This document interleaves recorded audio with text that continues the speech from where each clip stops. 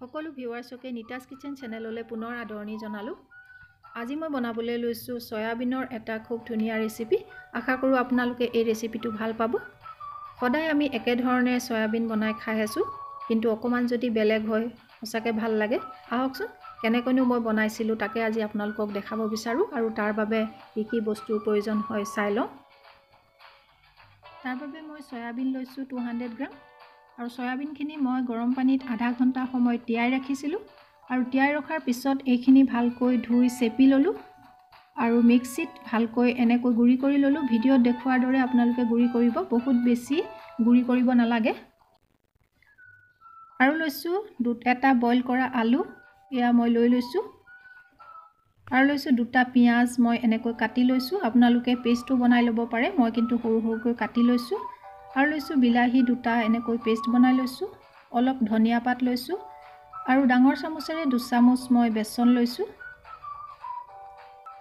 আৰু আমাক লাগিব হালধি পাউডাৰ, নিমখ, আৰু অলপ কচুৰি মেথি পাত লৈছোঁ।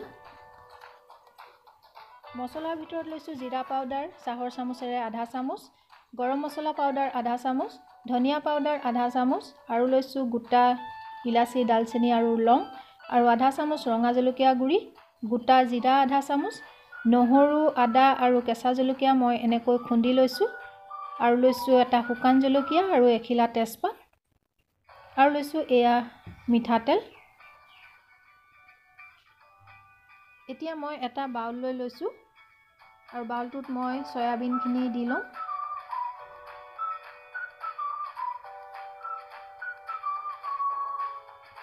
সয়াবিনখিনি দিয়াৰ পিছত তাত সিজাই ৰখা আলু দুফাল দি দিম।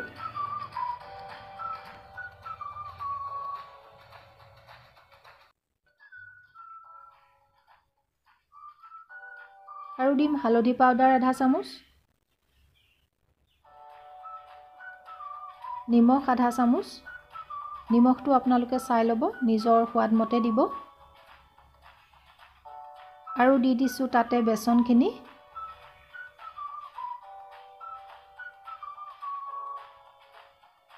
আৰু দিম ধনিয়া পাউডাৰ। ধনিয়া পাউডাৰ ইয়াত পূৰা আধা চামুচ দিয়া নাই, কমাই দিছোঁ অকণমান। আৰু দিছোঁ জিৰা পাউডাৰ,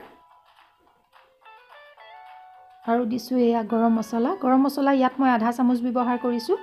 আচলতে ইয়াত গৰম মছলাটো দিলে ইয়াৰ টেষ্টটো খুব ভাল হয়। আৰু তাতে দি দিছোঁ ধনিয়া পাত। এইখিনি দিয়াৰ পিছত আমি হাতেৰে ভালকৈ সানি লওঁ।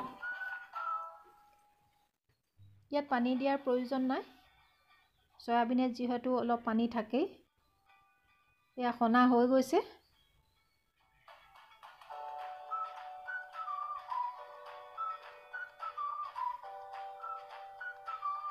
এতিয়া আমি এই মিশ্ৰণখিনি আমি সৰু সৰু বলছ বনাই লওঁ। আপোনালোকে চাইজটো নিজৰ ইচ্ছামতে কৰিব, ডাঙৰকৈও কৰিব পাৰে। মই এনেকৈ মিডিয়াম চাইজত কৰিছোঁ।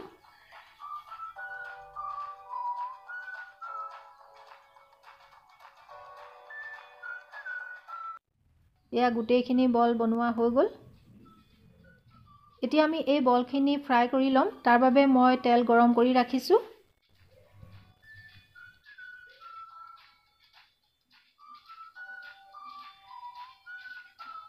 আৰু আপোনালোকে গেছৰ ফ্লেমটো মিডিয়াম কৰি ৰাখিব, কাৰণ হাই ফ্লেমত ভাজিলে ভিতৰখন ভালকৈ নিসিজিব, সেইবাবে মিডিয়ামতে ভাজিব। আৰু এইখিনি আমি ৰঙা হোৱালৈকে ভাজি থাকিম। এয়া চাওক, ভজা হৈ গৈছে। এতিয়া আমি এইখিনি প্লেটত উলিয়াই ৰাখিম।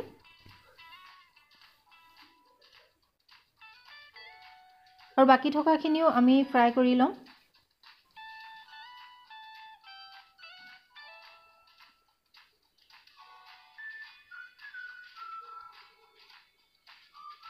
এইখিনিও ফ্ৰাই হৈ গৈছে।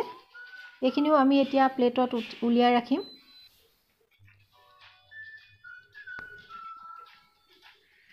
এতিয়া পুনৰ মই গেছৰ ওপৰত এখন বেলেগ কেৰাহী পাতি দিছোঁ। তাতে তেল দি দিছোঁ।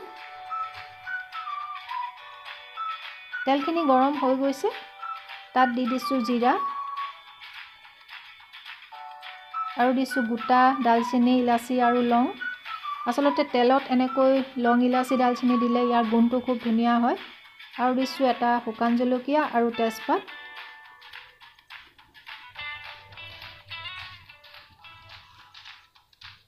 এতিয়া তাতে দি দিম কাটি ৰখা পিঁয়াজখিনি আৰু পিঁয়াজখিনি আমি ৰঙচুৱা হোৱালৈকে ভাজি থাকিম ৰঙচুৱা হৈ গৈছে এতিয়া তাতে দি দিম নহৰু আদা আৰু কেঁচা জলকীয়া আমি যিখিনি খুন্দি ৰাখিছিলোঁ সেইখিনি দি দিম এনেকৈ কেঁচা জলকীয়া যদি খুন্দি দিয়ে তেলত ইয়াৰ গুণটো খুব ধুনীয়া হয় ভালকৈ ভাজি দিছোঁ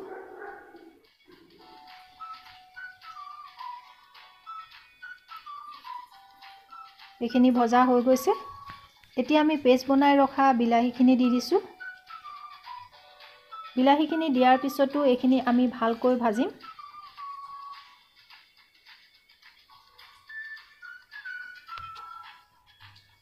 আৰু যেতিয়া তেল বিৰিঙিবলৈ ধৰিব তেতিয়া বুজিব যে এইখিনি হৈ গৈছে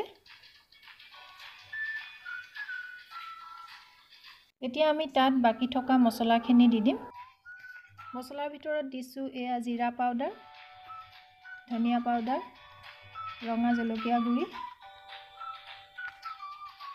হালধি পাউডাৰ আৰু নিমখ দি দিছোঁ নিমখটো আপোনালোকে নিজৰ আন্দাজ মতে দিব মছলাখিনি দিয়াৰ পিছত এইখিনি আমি ভালকৈ লৰাই থাকিম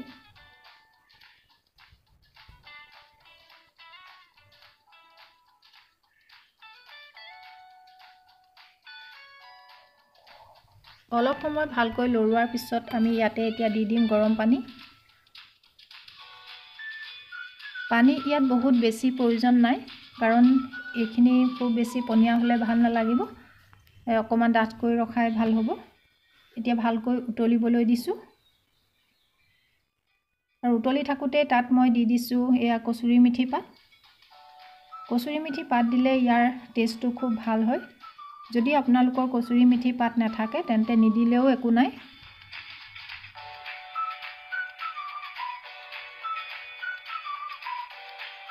আৰু এনেদৰে উতলি থাকোঁতে আমি এই বলছখিনি ইয়াতে দি দিম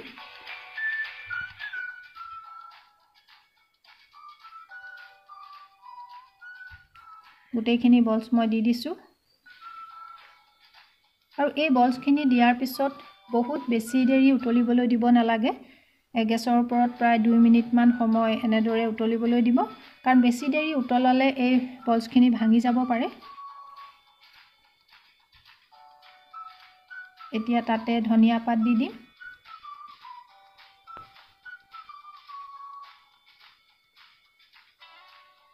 ধনিয়া পাতখিনি দিয়াৰ পিছতে আমি গেছটো অফ কৰি দিম হৈ গৈছে আপোনালোকে সয়াবিনৰ এই ৰেচিপিটো সয়াবিন কোফতা কাৰী বুলিও ক'ব পাৰে ভিডিঅ'টো চাই আপোনালোকে কেনে পালে লাইক আৰু কমেন্ট কৰিবলৈ নাপাহৰিব ভিডিঅ'টো চোৱাৰ বাবে আপোনালোকলৈ বহুত বহুত ধন্যবাদ থাকিল পুনৰ লগ পোৱাৰ প্ৰতিশ্ৰুতিৰে আজিলৈ আহোঁ